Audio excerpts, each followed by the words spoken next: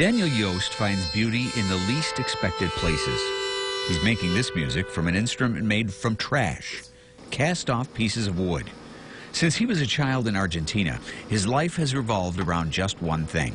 We start in the morning, music. During the day, music, and sleep music. Yost has built his career around his passion for music.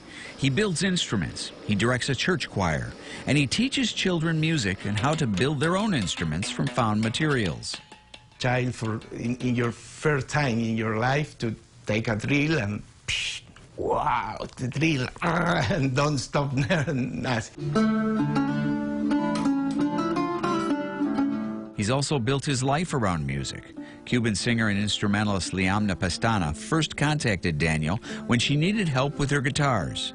Next thing she knew, he was plucking her heartstrings.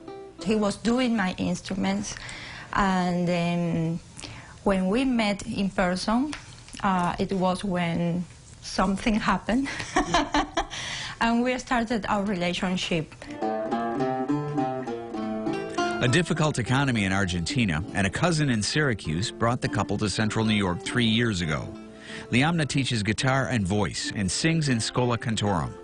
They've gotten great support from family, the church where Daniel works, and from community resources like the CNY Latino newspaper.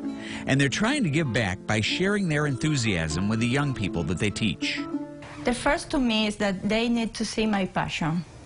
So I love when I can share that passion, when I see that I can move them.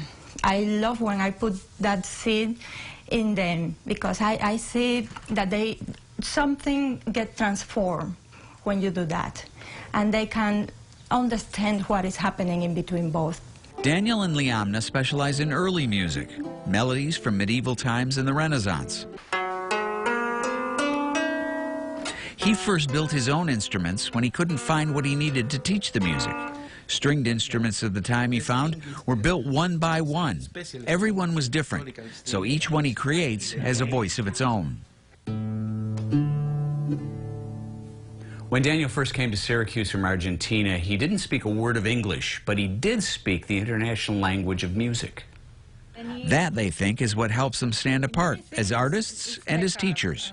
Too often, Liamna says, teachers focus on the wrong things when they work with young people. They think that they just need a method, and the method not always is the best. You need also to understand what is happening inside. And that's good advice in any language. From Syracuse, I'm Tim Fox, News Channel 9.